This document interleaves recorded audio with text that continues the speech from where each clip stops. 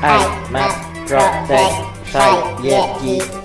How are you? Hope you're fine. This is the Shy Yeti Show. Okay, away you go. Why have I got horns? Oh no. Oh, it's the Shy Life Podcast. Oh, there's gonna be some drama ahead. All I wanted was a pie, and then I hatched out of an egg. Okay, bring the mic over. He's ready to record. Is it metaphorical? Is it deep? Can you hear me okay? I can. Boy, he's got all that shy is right. Such a wimp. Blimey, Governor, it's the Shy Life Podcast. Oh my goodness. Hello, Paul. Quack, quack, quack. I dare know how he does it. Excellent. 733. 733.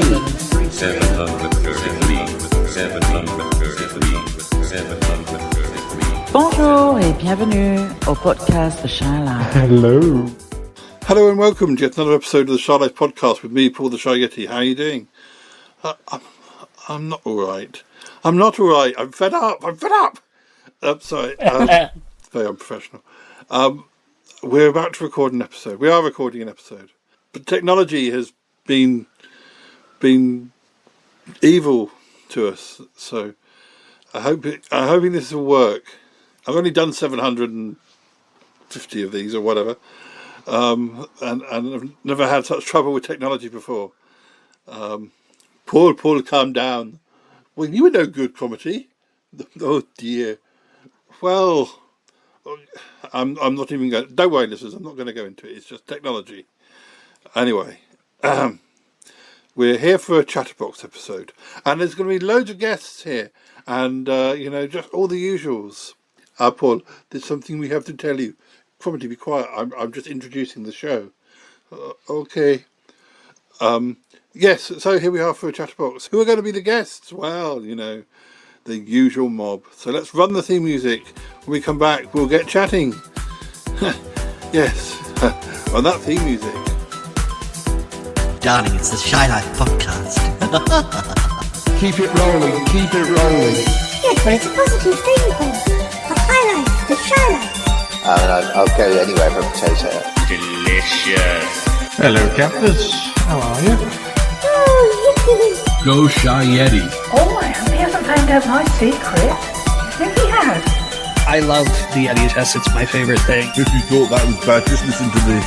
Yeah, I'm strangely drawn to Yeti Uncle John's ankles as well. I could eat my body weight in crisps. Has anyone seen my hot sausage? It's all gooey and meaty. Yum.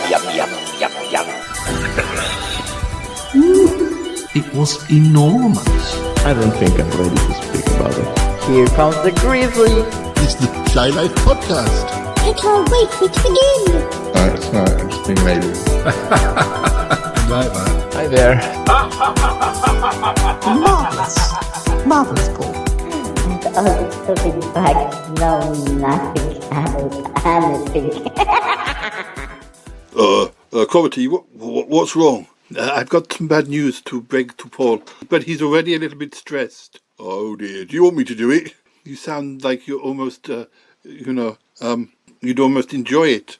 I might do. What's going on? Well, some of the guests can't make it. Short notice.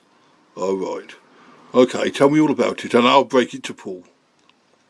So, listeners, who are going to be the guests today? Well, some of them I'm waiting to arrive, but let's introduce the ones who are here. We've got Nick. Hello. Nick's here. And we've got Troby and Lisa. Hello, Lisa. Hooray. Oh, I heard a squeaky voice.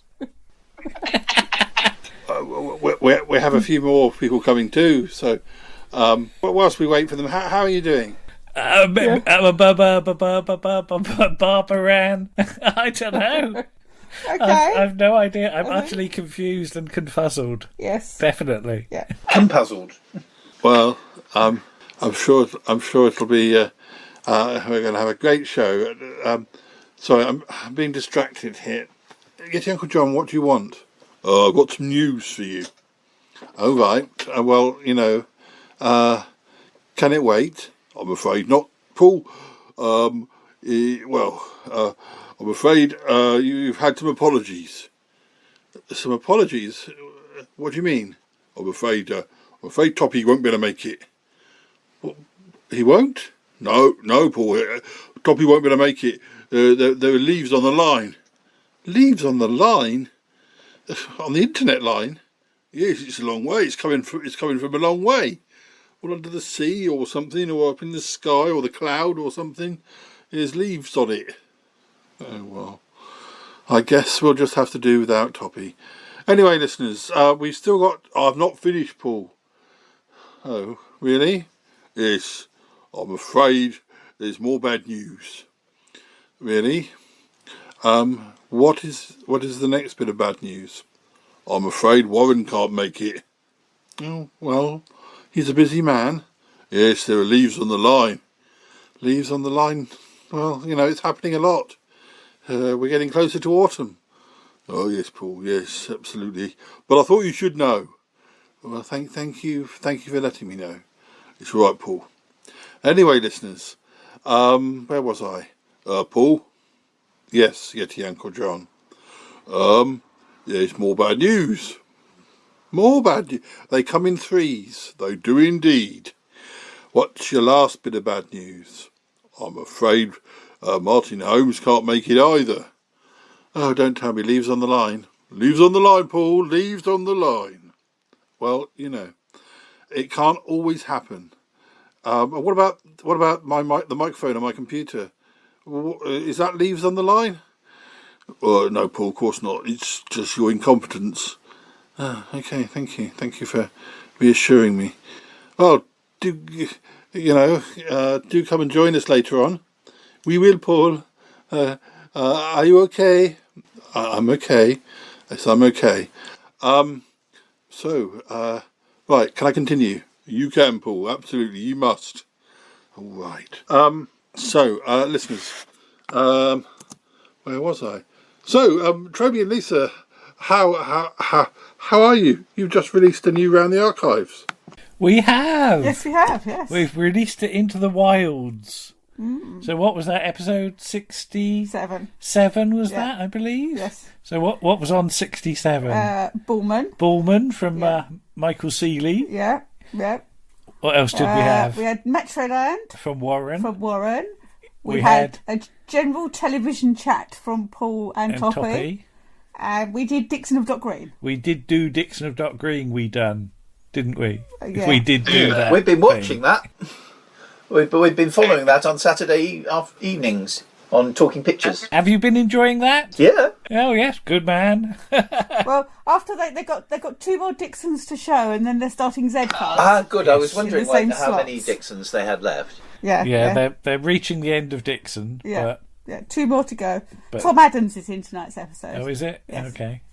And then Z-Cast starts in September, doesn't it? No, the end of August. Is it the end of August? Oh, blimey. Yeah. Gosh. 2 weeks today. Yeah. Gosh.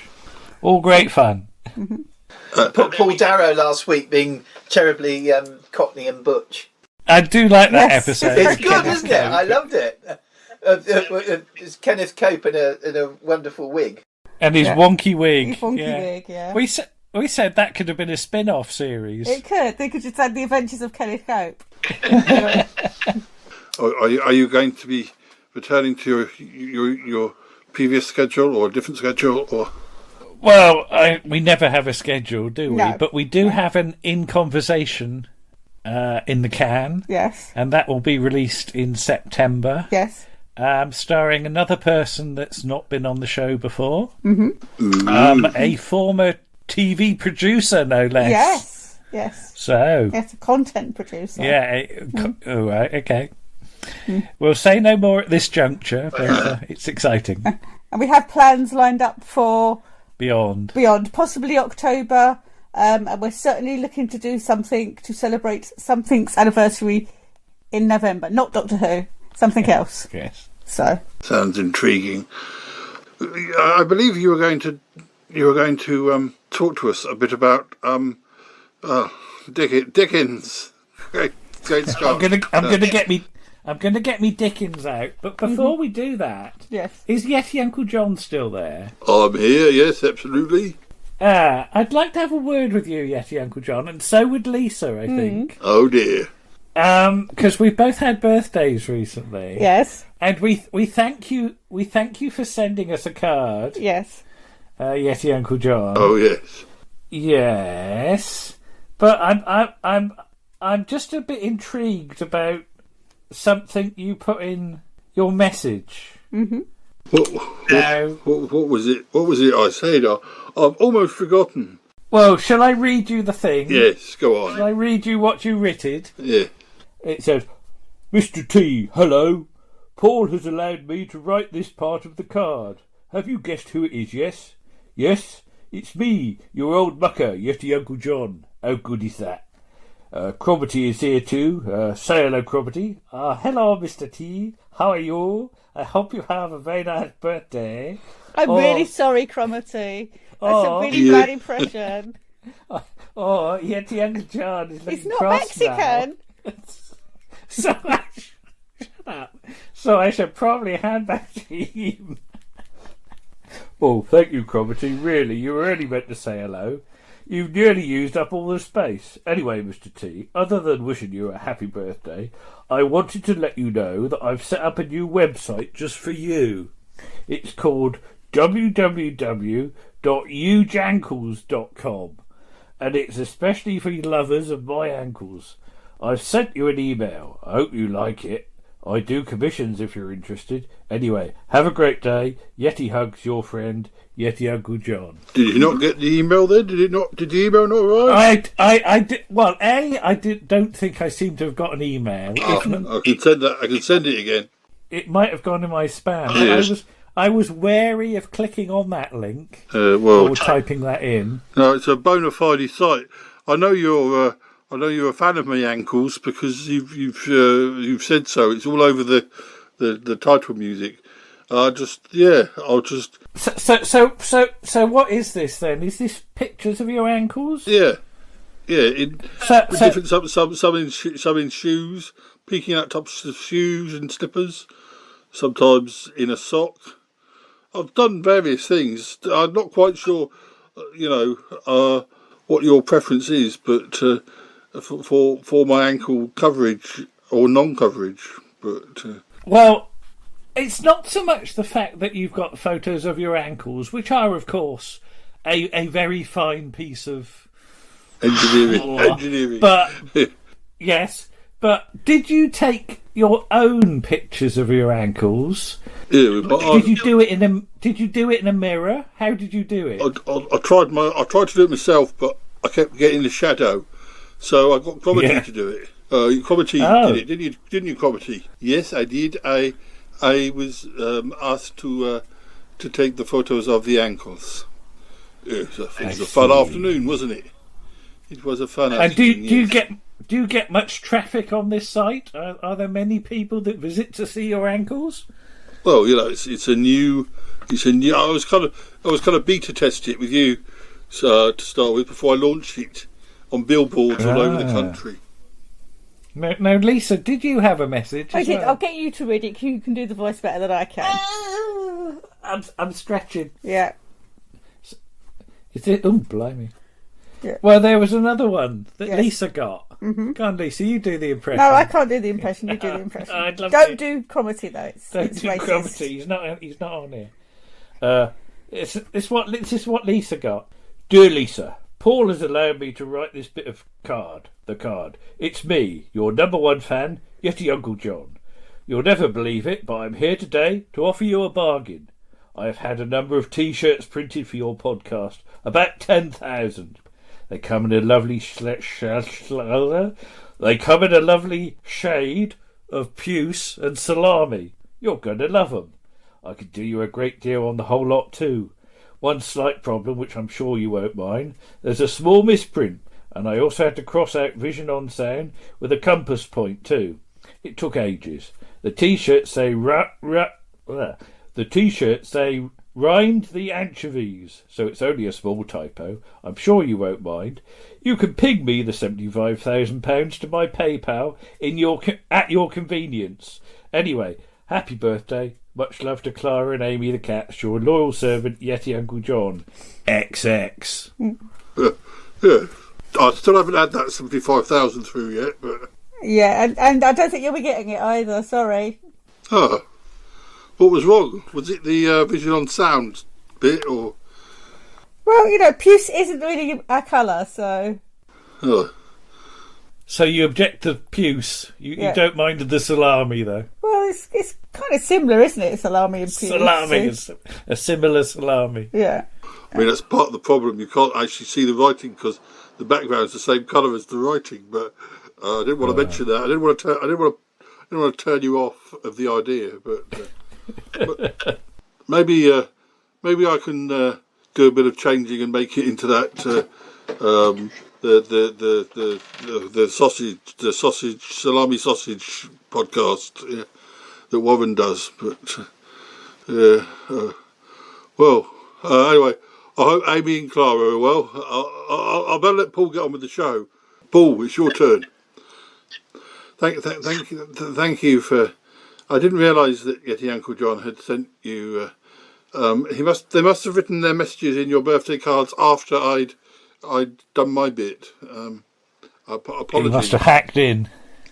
It makes sense now because I think Toppy had the same problem, but I'm not quite sure what Yeti Uncle John offered Toppy, but.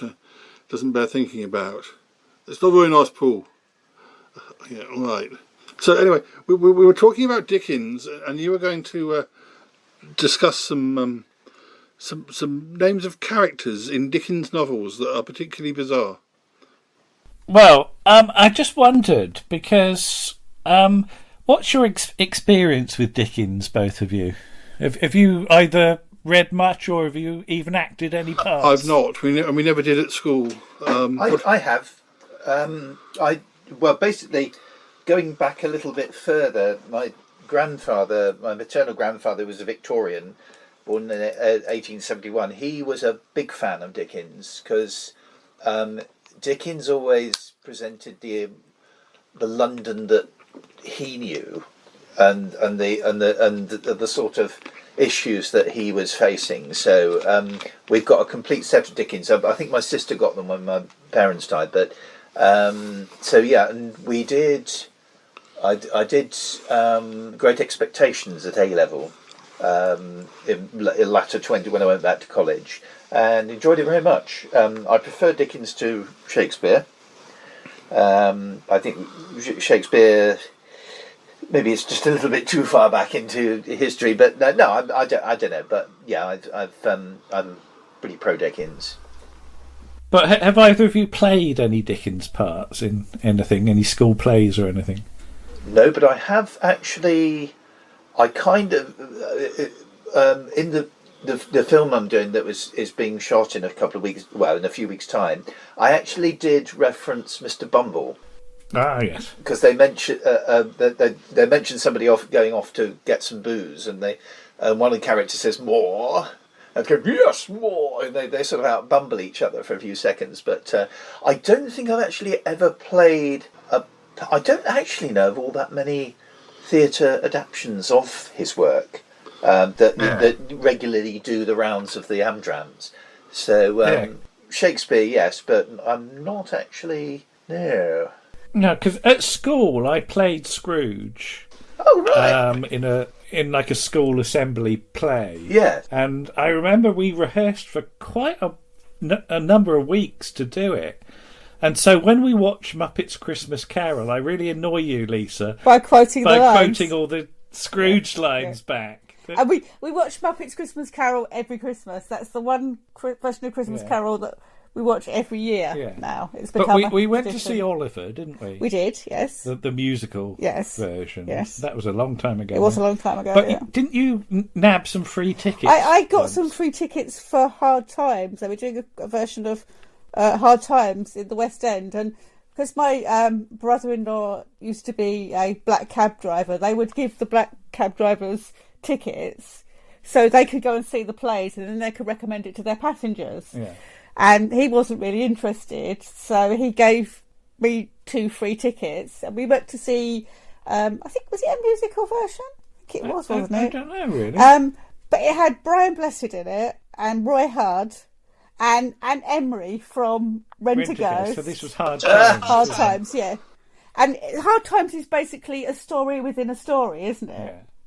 So it's or the way they did it is a story within a But story. it was quite a way into the run, wasn't it? So Yes. I think Brian Yeah. Blessed and Roy Hudd They'd got a bit bored. bored. Yeah. So they just tried to make each other laugh all the time. Yes.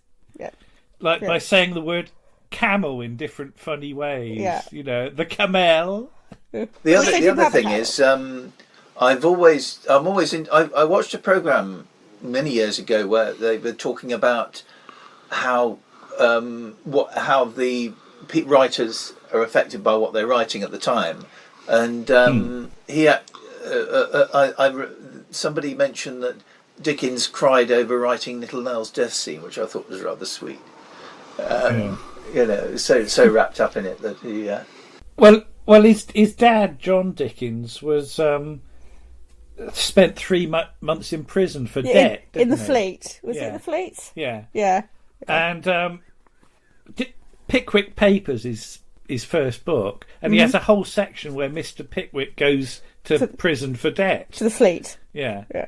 Do you remember, Nick, when we were filming Sutton Park Prison in the Sun, where I wave a book about at one point? Yes, that's right. That supposedly written by a guy that died in 1984. That's right. But it was actually my copy of Pickwick Papers. Oh, marvellous! Which I've got in my hand now. Yeah. So it's the same edition of that book. Yeah. And I looked in the front, and it was published in 1993. Ah. So I must have got it really new to be in Prison in the Sun. And I was reading it then, and I've just gone back and reread it this year. Yes, and you've been telling me bits of it. What's and I've happening? been reading it in the bath. So I spent most of my baths for the past few months in the bath with Charles Dickens. Bit crowded. Washing his beard. That sounds like a good idea for a podcast. This week, Charles is talking to... who's in the bath with Charles? In the bath, Charlie yeah. this week. Although not Dickens, somebody got it into their heads that I was a big fan of Anthony Trollope. And for Christmas 95, they gave me a sort of several books in a compilation. I went around telling people I've been given an enormous Trollope for Christmas. If the cap fits. Absolutely. But Pickwick Papers was done as part of the classic series by Barry Letts. Yes, in 1985. Something like that. Yeah. But who's Mr. Pickwick in that? Nigel Stock. Of course. Nigel Stock. Of course. He has got obscenely tight trousers. Yeah. You can see things you should not see. Yeah. So it's 1985. Barry Letts also did a very fine version of Oliver Twist as in 1985. Well, he did a whole load of Dickens. He did. Didn't he? Yeah. But in Pickwick Papers, there's a list of characters at the start. And I just got me thinking about the bloody silly names that Dickens uses. And I guess Pickwick Papers is probably one of his more light-hearted books. Yeah. There's a lot less of the sort of social commentary than maybe later stuff. Some of the other stuff. But you've got Samuel Pickwick, yes, of course. You've got Augustus Snodgrass. You've got Tracy Tupman, and you've got Nathaniel Winkle. And I just think Dickens just used it as an excuse to get the word Winkle into his book a lot. You know, start as you mean to go on. There's Sergeant Buzzfuzz, who's not a policeman. He's a barrister, isn't he? Yeah. He's a sergeant at law. There's Angelo Cyrus Bantam. There's Mr. Funky. There's Sir Thomas Clubber. There's Alfred Jingle. There's Lady Snuffernuff. Yeah. Snuffleupagus. Yes, exactly. He said yes from Sesame Street. Yeah. There's Mr. Slumkey and Mr. Slurk. Yeah. There's Lady Clubber. I can just imagine Milton Johns playing Mr. Slurk. And there's even a character that he's too embarrassed to put in the list of characters at the start. Yeah. But he definitely gets lines in it. There's Count Smalltalk. Smorltork, Count Smalltalk, who says, and he can't get Mr. Pickwick's name right. He goes, Pig Vig or Big Vig? No. Peak, Christian name, Weeks, surname, very good. Peak Weeks. How do you do, Weeks? But yeah, I was just looking on IMDb, and apart from those ones, I quite like from Little Dorrit, the Barnacle family. You've got Clarence Barnacle, William and Ferdinand Barnacle, Lady Jemima Bilberry Barnacle, and Lord Decimus Tight Barnacle. I suppose if they all go off to Spain or Ibiza, they'd be blistering barnacles. Captain Haddock. But yes, there's Anne Chickenstalker from the Chimes. I mean, even like Martin Chuzzlewit is a bloody silly name, isn't it? But you've got Bob Cratchit, which people often get wrong as Bob Scratchit, don't you? Well, yeah. Did you ever see that Alas Smith and Jones sketch where they did a load of silly Dickensian names, and there was Mr. Itsy Bitsy Teeny Weeny Yellow Polka Dot Bikini?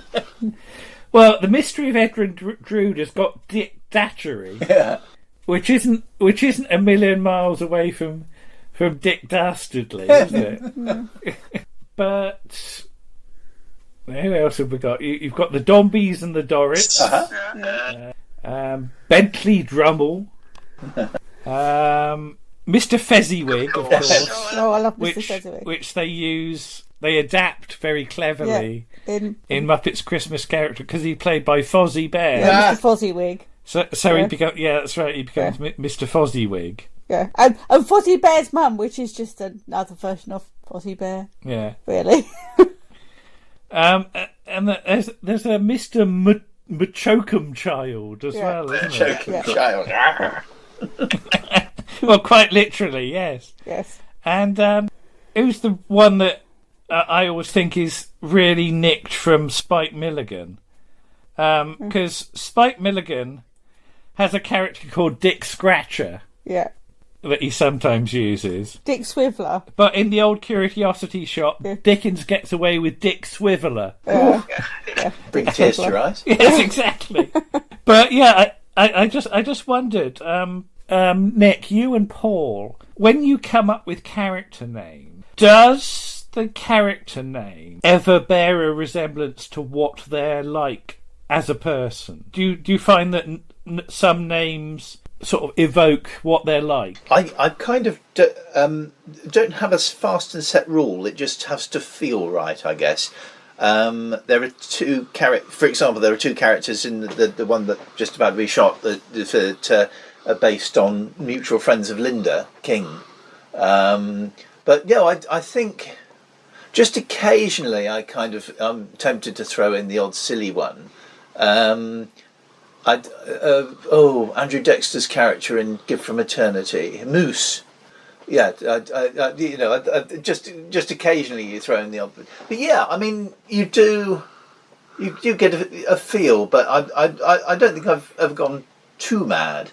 But then I've been at it for so long, I can't remember. How about you, Paul? Well, I mean, because of the genre that I often involve myself in, it's more a good setting for a ridiculous name. I always remember when I read Dick Francis novels when I first met Callum and started going horse racing. His characters are always kind of quite eccentric names, and people like Jackie Collins always have very eccentrically named characters. But so I do like an eccentrically named character. But I mean, this is drawing back the curtain. Get Uncle John and Comedy Don't Listen. But I don't even know where things like Damius Twinklehorn came from. I didn't sit and think about it for hours. It kind of happened, and even with like August Evans, it's a quite normal surname, but with a name you wouldn't necessarily think of for a first name.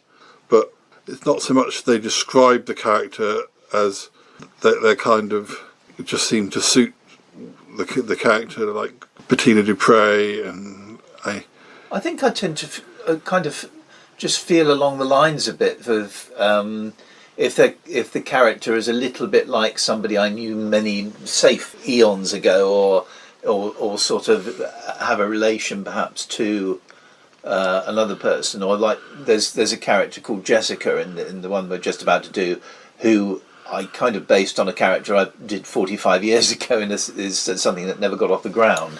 And they were in that original story. They were going to have she was going to be surrounded by two cousins. So I gave her the surname Cousins, because just as a sort of nod to that. But nothing too spectacular. But you get a feel really. One of my original premises for writing lyrics for these AI songs I've been doing was that I was going to write songs at least that sort of name checked people to do with who were on the show, and although I didn't necessarily stick with that for too long, I did do one about Gianluca, the time travelling bear, and I wrote one that sort of mentioned Matthias, but yeah, I did kind of think of doing an album of songs which were all sort of inspired by real people, even if they weren't being their real selves. But something I've go at the extreme other end of the thing. One thing I've done in the last one, which I've never done before, and that's give a character my own surname, first name. It never occurred to me to do that before, but there is a Nick in the next one. Yeah. Obviously, when you're writing it, it's not the first name that comes into your head because you're trying to think of other people. So, I mean, yeah, the only times I've done that has been when I've been doing Sutton Park and doing like evil other dimensional versions of characters. So, but you're right. If I wouldn't think of necessarily calling anybody Paul. Actually, one's come to mind when I did my Panto Sunset Wadden. There was a character in it called Crinklebacker, the baddie's henchman. And I based him on...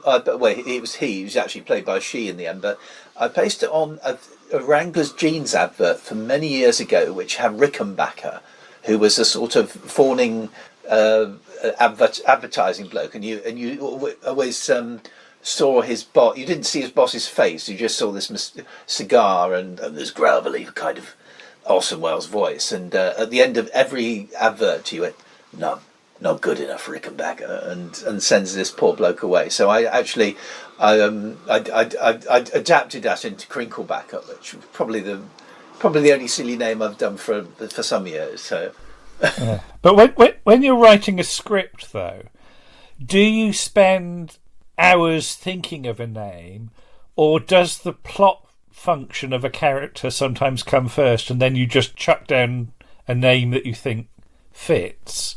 Plot always comes first, but I don't have an awful lot of trouble with names. Sometimes I kind of change there's one I changed the sex of recently, but really I don't usually go back on names. If there's occasionally, like in One More Bow, there was a Dr. Languish, who was originally Dr. Cornwall, and then I cast John Jenner, and I felt that was a bit close to the knuckle, because Cornwall was a bit close to the knuckles, because he and I had just gone to a funeral in Cornwall, I thought. So it's a bit of a silly little fussy bit. So I actually changed the name and borrowed the name from the manager of Radio Oddstock.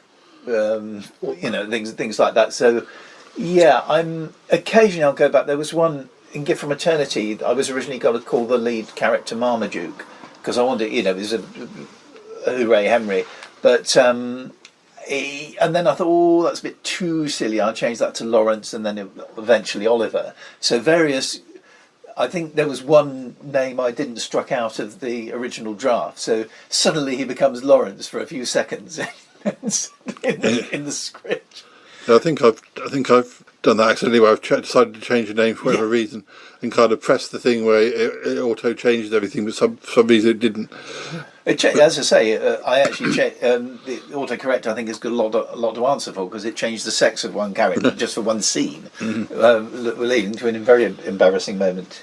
There was a character in Sutton Park, the amphibian man, called Horner, and I think I might not be quite remembering it right, but around the time that Horner first came into the show, that there was a song which never actually made it to the charts, but I liked it, by Stephen Tintin Duffy, called Natalie, and I think I was thinking of Ed, that I'd be wanting to use. Maybe I want to use that song when I edited it. So there was a witch in the park called Natalie, and her boyfriend was. We both knew a Natalie Horner. Yeah, so I knew her when she was first born, because her older sister was pretty well my oldest friend. Kim Horner, she lived up our road, and Natalie I knew when she was first born and sort of up to about 5. So and Paul encountered her. Was it Odstock? Odstock, yeah. Primary school. Yeah. So I think partly because of the song, partly because it sort of inspired me to name the character. Just when I thought of Natalie, I just thought, Horner. So Horner became one of the biggest characters in the history of the show was very much random, very random. That he was called Horner. I think that random is the word, really. I mean, you draw inspiration all over the place. I mean, like one other character in the latest one's named after a rather depressive church treasurer that I worked with years and years and years ago, and that sort of goes with the haplessness of the character. All over the place. You draw it wherever you can, and I've never had too much trouble naming characters. I'm not 100% sure where comedy came from.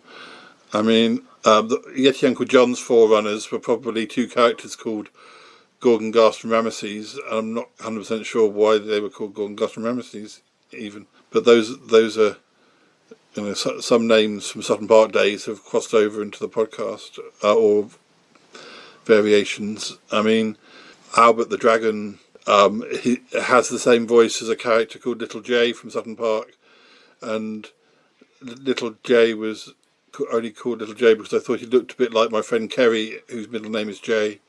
So very random sort of naming, reasons that until I tell you, you wouldn't even be necessarily be aware of it or realise there was any any thought behind it,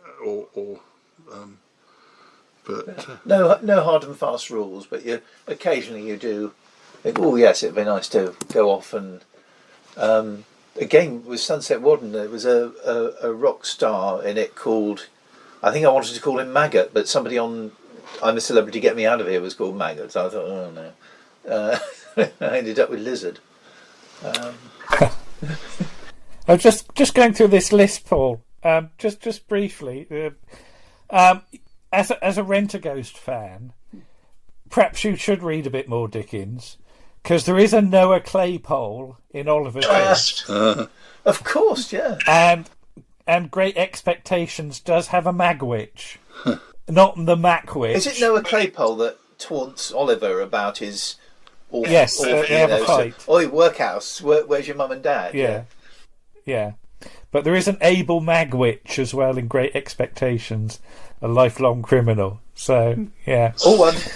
Talking of Victorian names, that when we did the last season of The Magnet Editor back in 1987, Joe did a Victorian story, and he had a workhouse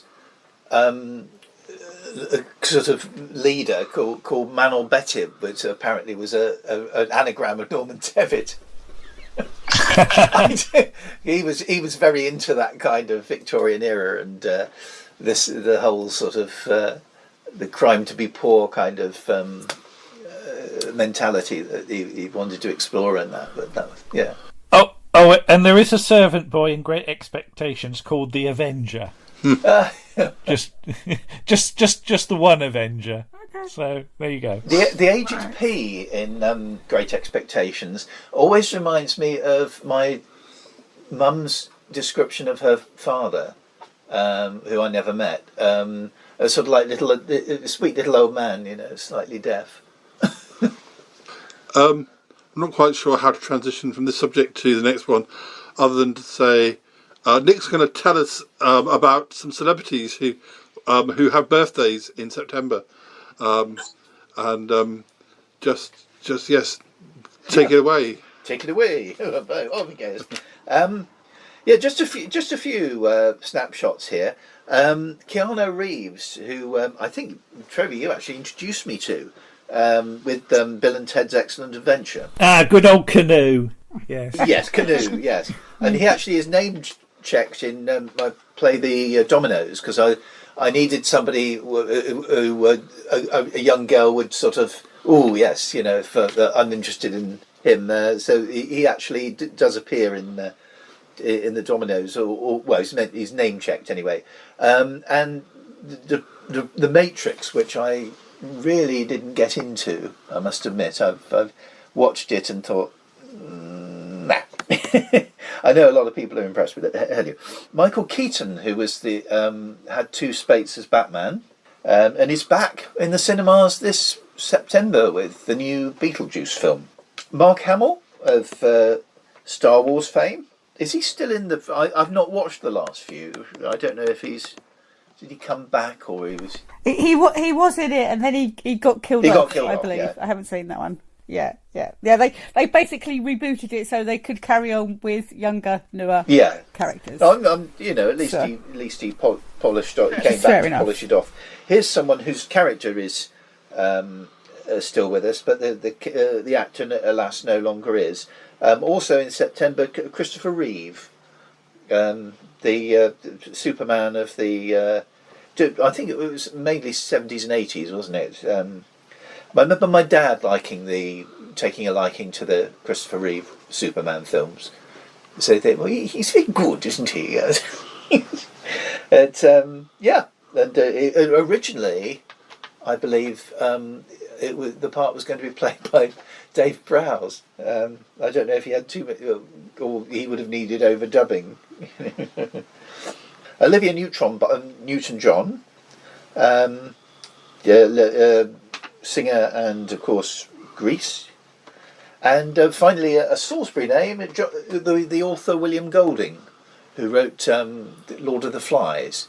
And there's a plaque with a quote of his in the Wetherspoons in Salisbury, and there's a blue plaque just by Bishop's where Paul went to school. He was a teacher at Bishop's. He'd gone by the time you were there, were he? But my English teacher at Chaffin was supposed to have been in his class when he was a bishop. So, and he used to claim. He used to claim that his class was the inspiration for Lord of the Flies, which would have been very difficult to prove. And although, you know, something of a backhanded compliment. I can imagine any of my classes at Highbury being the inspiration for Lord of the Flies. But the thing with Golding was 40 years ago to the month, I was reading Lord of the Flies because we were doing it in my last year at Highbury. Because I was gearing up for my final year at school. One of the books that I read at school that I remember enjoying, and I've recently bought another copy to reread it. I still have my old Lord of the Flies. It's sat there up on the shelf. Very, very good book, and rather frightening in its. It's still sort of very relevant. Oh, very much so. You know, just imagine if the kids were taking over. It's.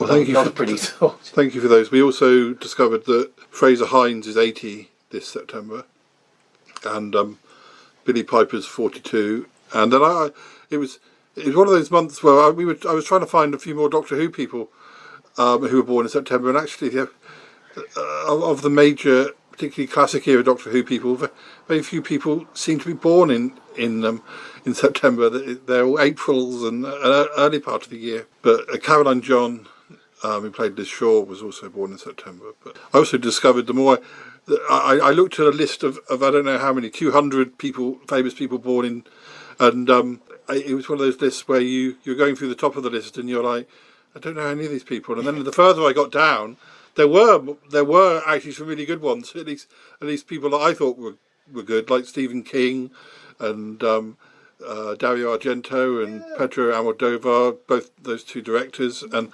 there were some ones that interested me, but they weren't at the top of the list. They were about 150 down. I know. It was the list I looked at was a whole lot of youngsters I'd never heard of, and rappers, and all under about 40. And there was can't get much more famous than Stephen King. There was one kid, one person who was 10 years old, and they were online star. I thought, that sounds a little unsavoury.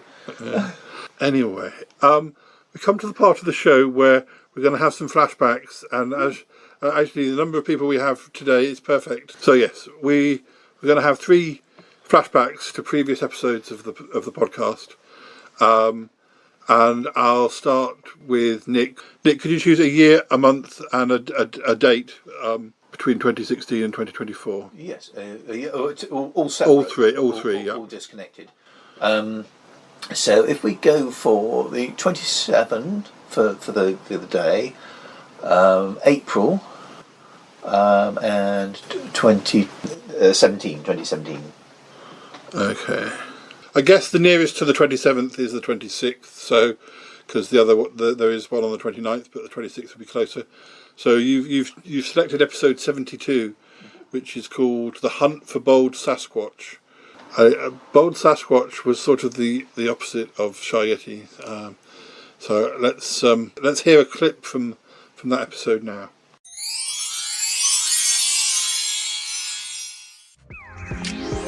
Where are we going now? We came out of that park. We seem to be wandering around in circles. Where are we now? What is this? Is this Hyde Park again? Well, this is more what do you call it? Green Park. Sorry, my mind went for a second. Oh, it's right. Oh, I'm feeling a bit knackered, Paul, to be honest. I know, me too. I don't know.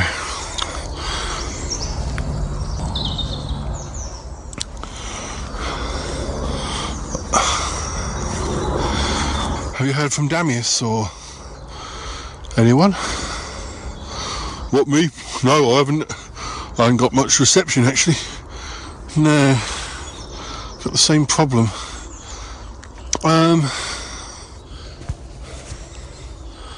I wonder what we should do. See something moving through the trees there. Do you think that could be them?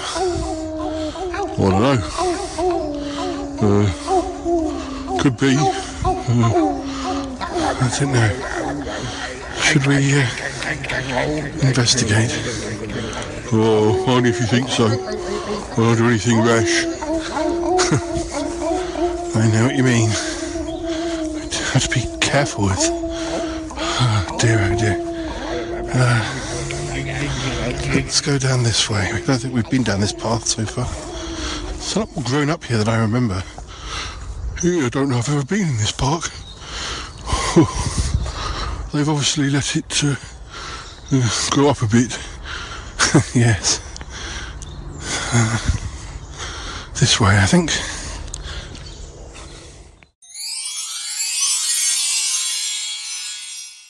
Thank you, Nick. Lisa, could you choose a year, a month, and a part of the month, please? Right, so we'll say 2020. Yep. And we'll go for October. Yep. And we'll say the 29th, so late October. Okay. Now that is complicated. That is more complicated because there's a 27th and a 31st. So I'll have to read both of those. So the episode that came out on the 27th of October 2020 is episode 386, A Long Lost Letter from Elaine. This was an episode where Nick had digitised some of Elaine's audio messages from like 30 years before, and I just replied to her message in 2020 like as if I'd only just received the message. I remember Toppy commenting on this one because I managed. Obviously I didn't use everything that she'd recorded, but there were topics or music, or I think she was talking a bit about ghosts, or her own experiences. So there were things that you didn't need to know Elaine to find. I think just the idea that I was replying to a message from 30 years ago, and the bits of it I picked seemed to work well.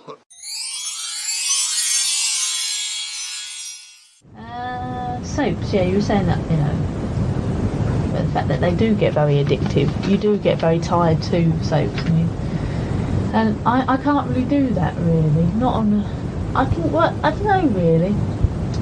I have to really be in the mood to sit. I mean, I do watch programmes, but on the other hand, I have to be in the mood sometimes. I mean, Emmerdale I watch on and off now. If I'm down at the time, I'll watch it. Not, I don't. Occasionally I might see Neighbours. Occasionally.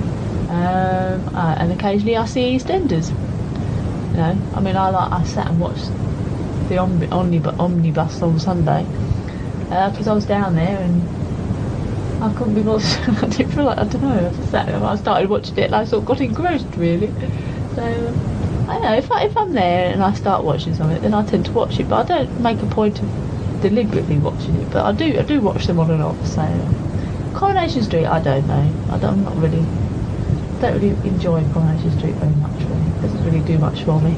But there are a lot of generally, I don't know, really. But, anyway.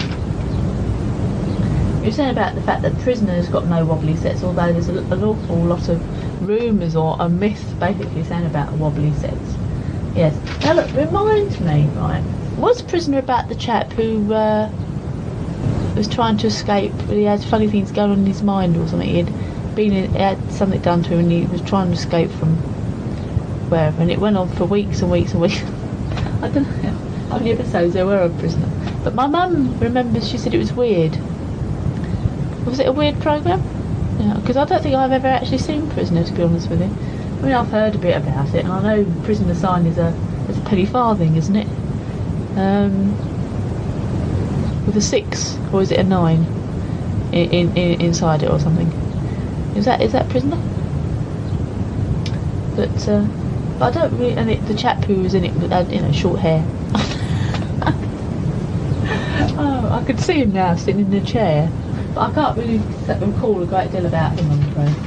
So,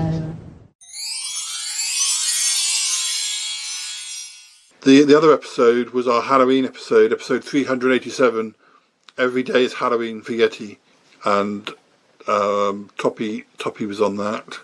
He was calling in from the States with a vampire cow report. You guys, it says here, Andrew and Lisa joined us for a séance, and there was contributions from Big Fatty and Nick and Adam from Foul Monkeys, Elaine, Jay the Haunt Cub, etc. So yeah, well, I'll put a clip on, and I can't hope to cover every aspect of that episode, but anyway. Well, Martin, I just wanted to check anyway, so I'm glad you're all sort of ready and equipped for Halloween, and you're not being persecuted by any poltergeists or anything. Not that I'm aware of. I mean, you can never tell with this house, the way things run down the walls. I mean, it could be ectoplasm, and the amount of creepy crawlies because we never clean. I mean, we do have, there are some quite enormous spiders lurking under all the piles of rubbish in this house, but I think... I don't know whether they do try and do... Because, I mean, let's face it, all the spiders get possessed on Halloween night and become much more sinister and much more large and much more world-dominating and start talking to Mr. Lupton for some reason. I don't know why. Oh, yes. Yeah. So yes, it's going to be interesting. I often think one of the things that gets me, because this house is very old in the sense of it's 150 years old, so it's not very old, but you know what I mean. And yeah, there are times when it creaks, and when it creaks at this time of year, you do start to wonder. You know, mind you, this chair creaks every time I talk to anybody. So maybe it's just I've got a possessed chair. Maybe I'm going to get swallowed like that chap in the Terror of the Autons. Yeah. Of course, it came to visit you up there, didn't he? You went for a walk by the lakes and saw something strange in the lakes. Oh yes, I've really still not quite got to the bottom of what that strange glow under the water was. Thank goodness you were there to help him out when he nearly sunk in the mud, though. Well, yes, he needs to get some tennis rackets on those feet. I think that will help. You know. Anyway, thank you, Lisa. Andrew, year, month, date, please. So what's our range of years again? 2016 to 2024. Right, okay. I'm actually going to use a website to help me. So I've got random.org up, and it says random.org is a website that produces random numbers based on atmospheric noise.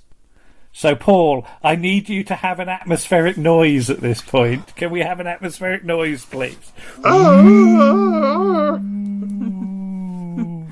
And your atmospheric noise is generated 2021. All right. Okay? Yeah. Right. So I need another atmospheric noise. That's generated the 9th month. That's September, isn't it? Yeah. Yes. Right. How many days in September? 30. 30, thank you. I need another atmospheric noise. Awooga, awooga, awooga, awooga. 11. Okay. 11th of September 2021. There you are. Okay. How's that for a podcast noisy random thing? Yes. That's stunning. That's very good. I believe you. We have one on the 14th, episode 469. Meet Joe Bloggs. It was something to do with a gentleman named Joe Bloggs, who was recommended by Bettina to work in a laboratory, but there was it had some sinister reason for being there. So let's have a listen to a clip from that one. Hi guys, what's going on? Oh, Martin, I didn't see you there. Sorry. I wondered why everyone was down in the laboratory. Oh, this guy here. Are we all perving the workmen, are we? Martin, no, don't say that.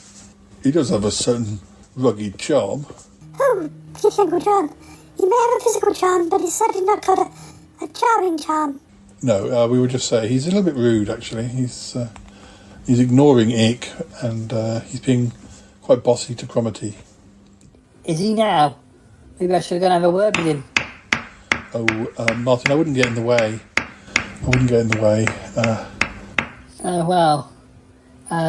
Cromitty, do you need me to put some biscuits on this plate? Oh, Martin, if you would. What's this guy's name? Oh, I think it's Joseph. Joseph or Joe, I think so.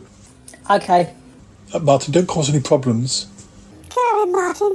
Set him straight. Oh, Ick, I've never heard you be so boisterous. Oh, I can be. Yeah, all right, okay. I've left your tea here. I hope that's okay. Don't put it near the hammer.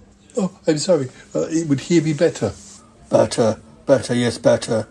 I have some biscuits for you too. I think they're from a variety pack. There's a hobnob, there's a custard cream, a chocolate bourbon, and one of them pink flake things. Oh, thank you. I noticed you're using some sort of a resin there. That's a nice smell. Oh, yes. Very nice. I like it too. Yeah. I do like the smells of sort of, laboratories and workplaces, wood and all that sort of thing. Very nice. Yeah. You want to see my hammer? Oh, yes. Very nice. Do you mind if I... Oh, please do. Oh, yeah. It's a nice smell. Is that a new handle? Yes, I replaced it last year. Oh, where's my boots? Did you take your boots off? No, my spare boots. I think they're over here. Oh, these look good. They have a very new smell. Oh, yes, you're right. Oh my goodness, they seem to be getting on like a house on fire. Yeah, they do. Whoa. Martin likes his smells. So it looks like this guy does too. Yes. Well, maybe we can leave Martin down here whilst Cromitty gets on with his work. Maybe Martin will keep him calm, keep chatting to him or something. Maybe Martin can be his workmate, his assistant. Oh dear. Is a glutton for punishment, is that Martin? Oh dear, you're not wrong, Nick. Still, at least everything's calmer. I've lost my manual. Where's my manual gone? Where have I put it? Is this it? Over here. Why is it here? Yes, that's it. Thank you. Thank you, Martin. Thank you. I'm lost without my manual. I don't blame you. I feel the same. You know, certain books. Oh, it's a nice musty smell. Oh, it is. Very old, very old. I'll just continue with my work. Yeah, you do that, Property. Joe and I are flying over here. Good.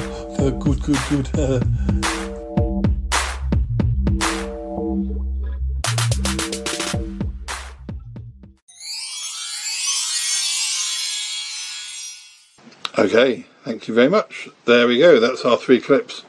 I've just looked up Joe Bloggs in the list of Dickens characters, Paul. Yeah.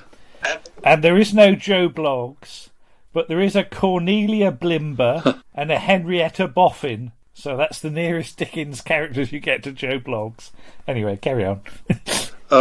Well, we're going to do some random questions to finish with. Well, I have got some trivia, but we'll keep that for right near the end. But so I'm going to ask you some random questions, and I'd be interested in your reaction to them. Would you rather eat a delicious meal with no utensils, or a mediocre meal with utensils? So basically, I guess it means no utensils means your hand. Would you rather eat a delicious meal just using your hands, or a not so good one but using knife and fork? I suppose it depends what the meal is, because if it's spaghetti, that'd be a bit difficult. Yeah. If it was fish and chips or something I was going to say, fish and chips fine. on the seafront, yeah, they don't give you... You can get a wooden fork sometimes. Yeah. Well, you might get a stabby fork, yeah. But basically we're talking finger food here, aren't we? Which always sounds ruder than it is. Do you fancy a bit of finger food? But yeah, I mean, that's the thing. We do have knives and forks. Yes, we do have utensils. We do have utensils, but I can often use my hand to great advantage, can't I, Lisa? Apparently so, yeah. Yes. And the less said about the better. Rude. Leave me alone. But yes, I have no shame in fingering my food. At all. I think you can't see this, honestly. I was doing an action. Did you see that? I saw it. Yeah. It doesn't make a noise. Okay. But yes, I'm quite happy to not use me fork. What about you, Nick? Well, I was originally going to say the same as Lisa. It depends on the food. But thinking about it, a lot of the food I like is probably considered mediocre. So I think I'll be neat and go with a knife and fork and a mediocre. It depends who is actually classing it mediocre, whether it's actually badly cooked or I'm a bit of a neat freak, so I think knife and fork, please. Okay. Would you rather get no gifts on your birthday, or 100 gifts that you absolutely hated? I'd prefer no gifts, I think. Yeah. To be honest, we don't really go in for huge gifts. No. Anyway, do we? Well, I have the thing that if I want something, I usually buy it anyway. And then when it comes to birthdays and Christmas, I really have to think hard what I want, because I've already bought what I want. So. Yeah. Yeah. Pretty well the same.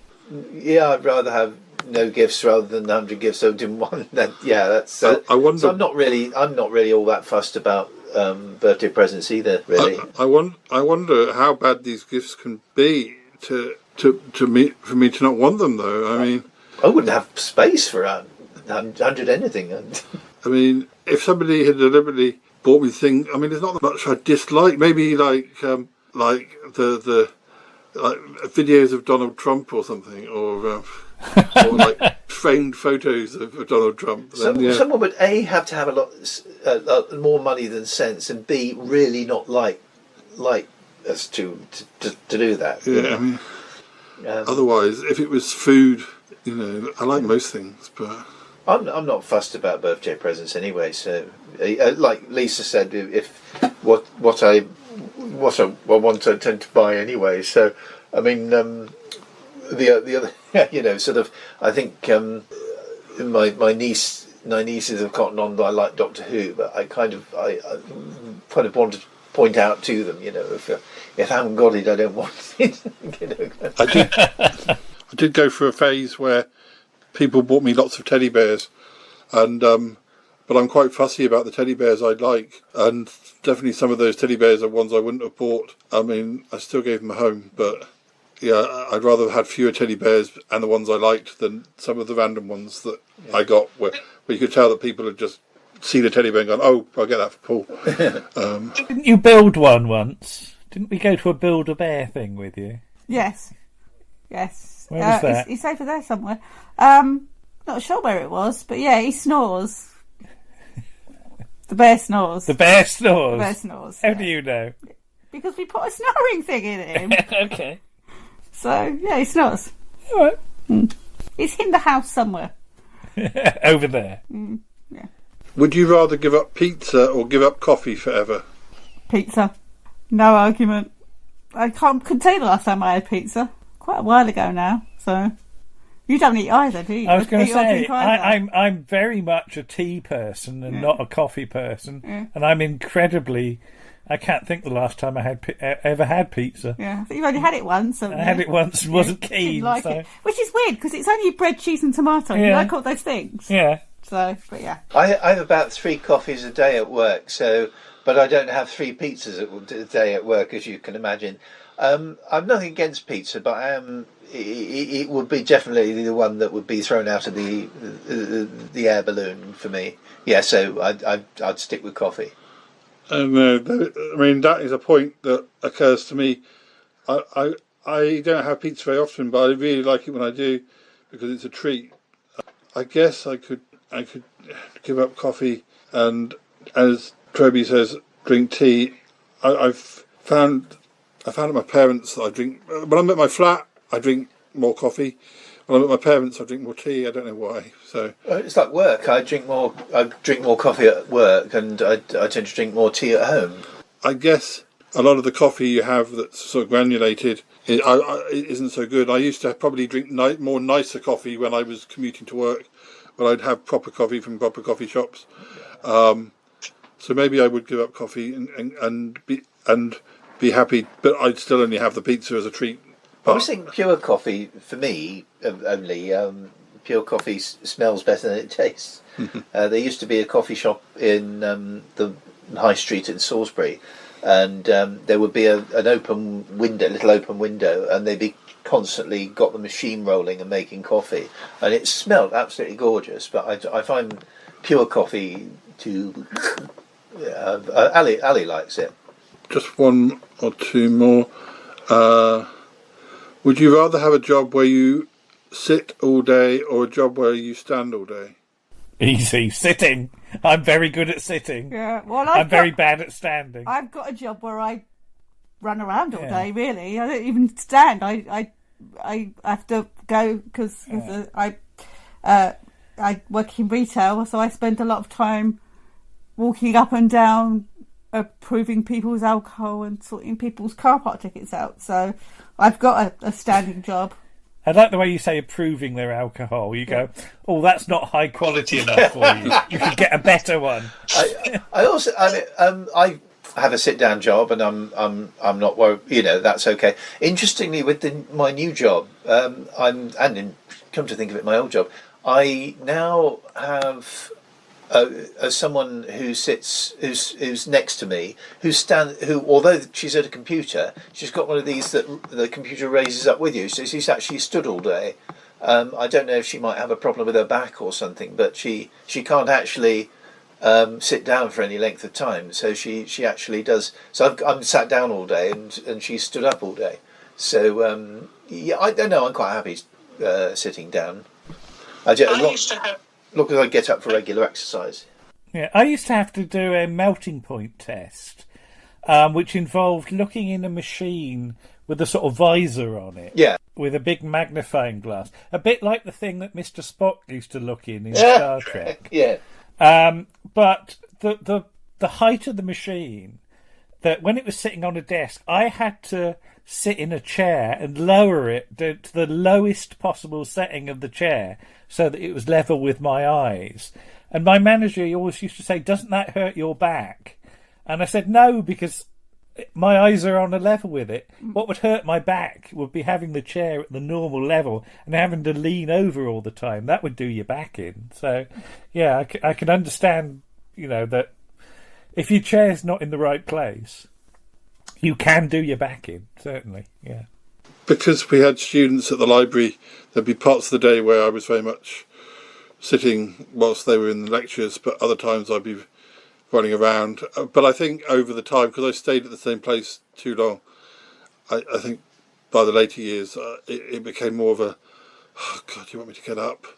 Not that I ever said that, but I'm sure I was keener when I was only in my 20s when I started there. I'm sure I was more by the time I was in my 40s, and also not necessarily always feeling my best running around for people where it wasn't a big library. There was one of those things where you kind of, they should better find these books themselves. Do I have to literally walk across and because they're too lazy? Yes, I'd probably do, but you could get a bit lazy if being in a library. But these days, I kind of more like to say, of course, I was on my feet all the time working in the library, which really that wasn't the truth at all. But there were days where it was more. But let me find one last one. Okay, would you rather spend a year on an island with someone who never stopped talking, or completely alone? Depends who it was, and if what they were saying was interesting or not. Yeah. Yeah. So, yeah. Yeah, I can think of certain people I would not go. I wouldn't want to be stuck on an island with other people. Also, male or female would come into it with me.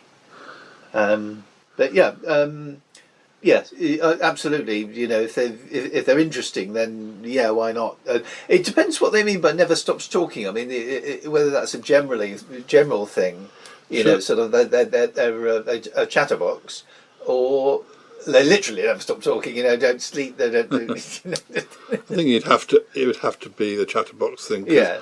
The other thing isn't. I mean, as much as this is a theoretical thing, it's not possible for somebody to not sleep. Although this same website suggested, would you rather have 5 arms or 5 legs, which also isn't really possible. So I don't know. The logic is not necessarily from our world, but yeah, it depends who they were. But yeah, because if they, I suppose I'd go with, without knowing too much details, I'd go with the chatterbox, because at least it would be company, and you don't have to listen to them all the time. You can run off into the jungle and hide. I mean, I'm quite good at my own company on an island, I guess. But I'd probably have to vet them, wouldn't I? I'd ask them important questions like, who's your favourite script editor, before I let them on the island, What would be the right answer, just out of interest? Well, if they said, what's a script editor, they wouldn't get on the island. No, quite right too. Or if they wanted to talk about sport all day, then yeah, I'd rather go and jump off the cliff.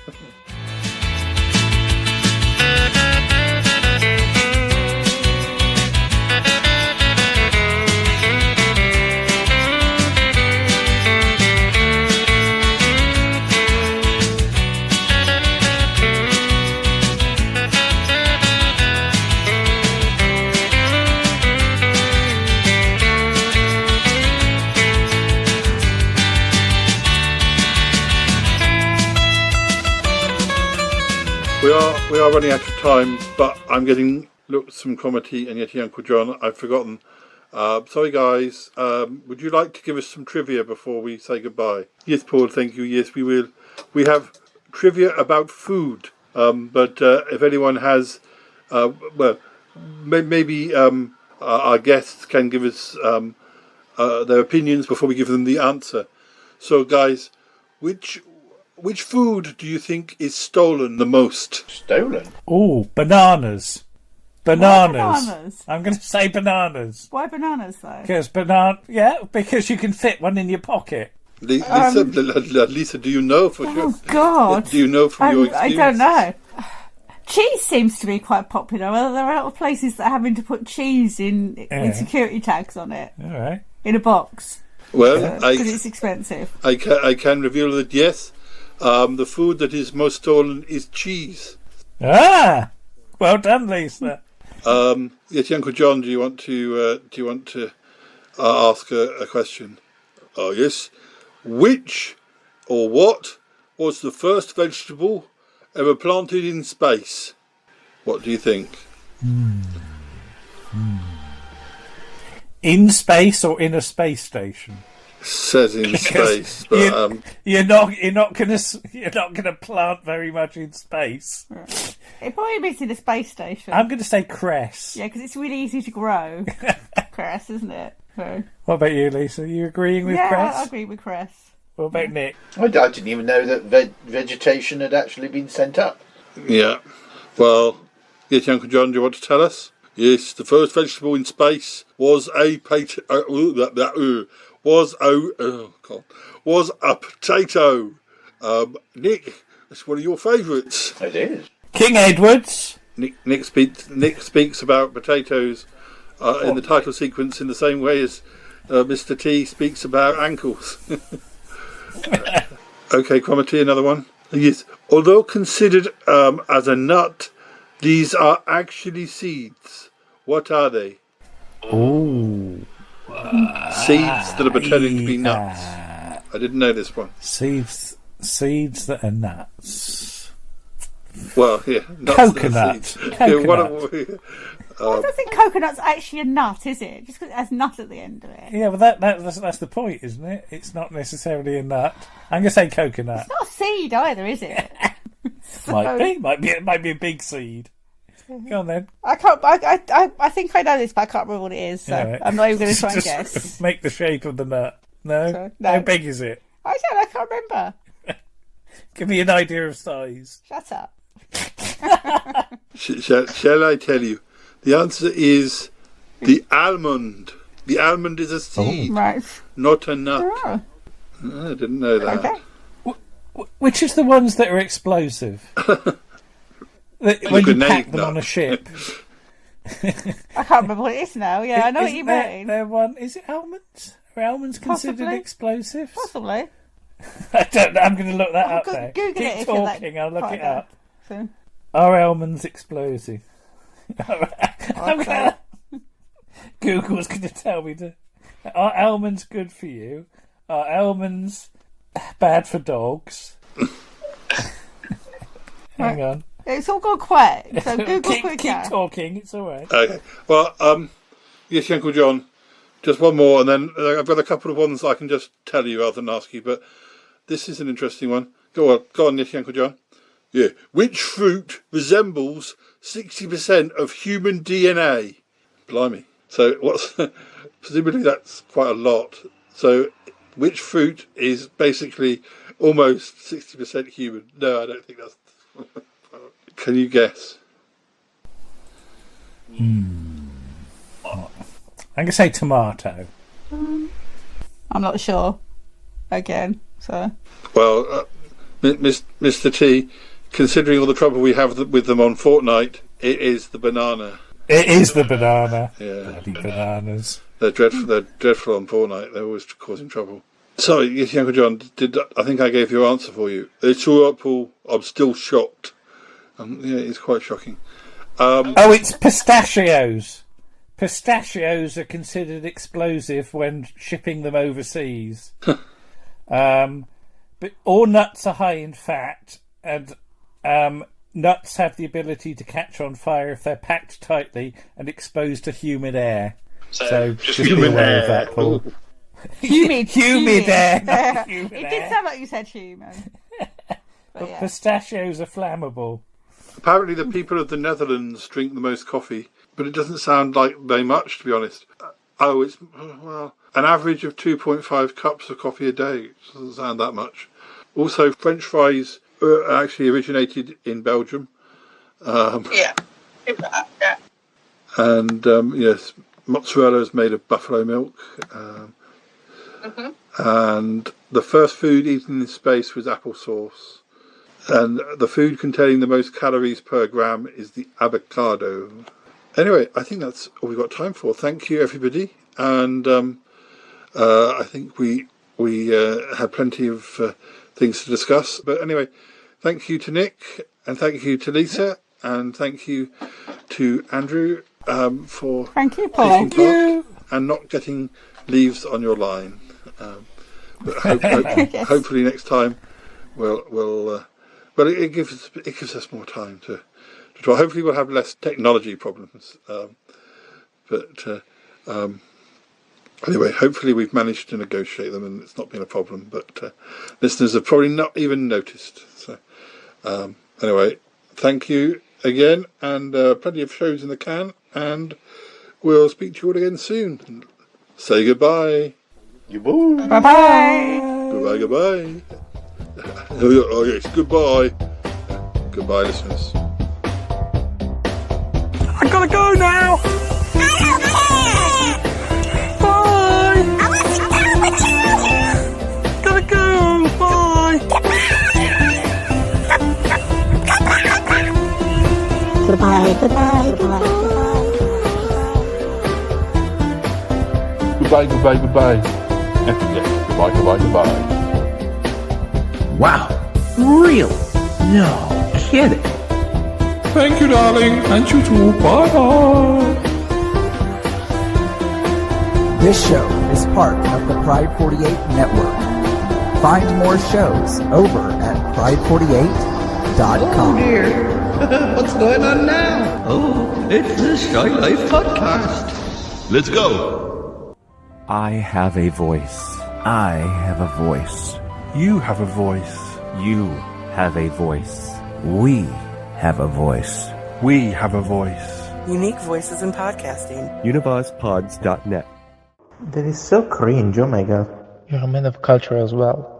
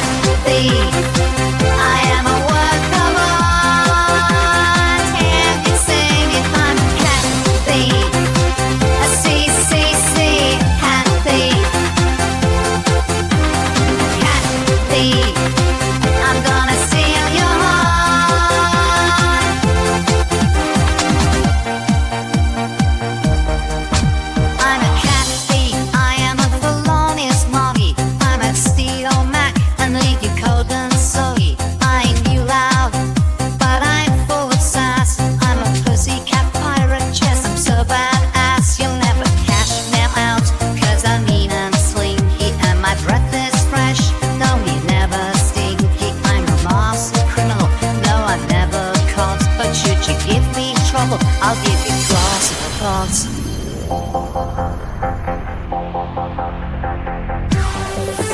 I can't be a CCC, can't be, can't be. I am a work of art. Hear me sing if I'm a can't be a CCC, can't be. I'm gonna steal your heart.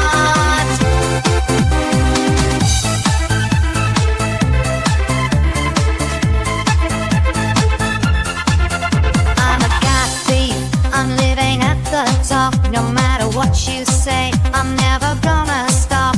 While you're being catchy, still I'll never fail. If you try to protest, I'll tie you up with my tail. If you leave food out, I will steal your bug. I'm not just a cat thief, also a cat burglar. You may think you're clever, while I'll not be outwitted to a life of crime. I am superbly fitted. I'm a cat thief, a C-C-C cat thief, a cat thief. I am a work of art. Hear me sing it. I'm a cat thief, a C-C-C cat thief. I'm gonna steal your heart.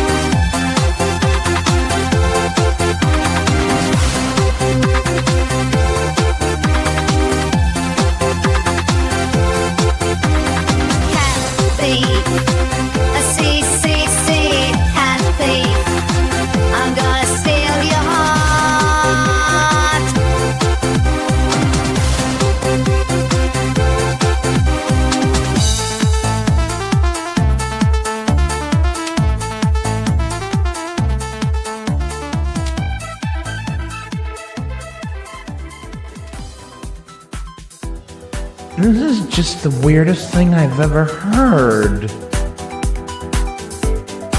Well, gotta tell you, I didn't expect that. What the hell just happened on this show? I mean, seriously, reverse it, because I lost. What's going on? What happened? Man, was that worth it or not? Oh my goodness, that was a darling little shoe. Whoa, I love that one. Great show, Paul. Yeah, that was a good shoe. That was beautifully done.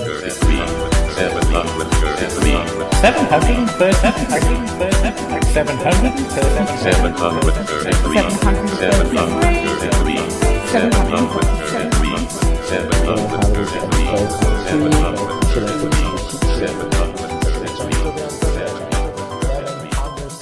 Oi, oi, that's your lot. Bye. You can always call me.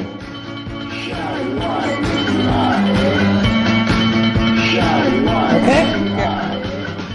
I'm going to have to go and check the washing because it's probably... Yeah, shall I stop recording? I've got 1 hour 16 minutes worth of nonsense, so there you go. Et voilà.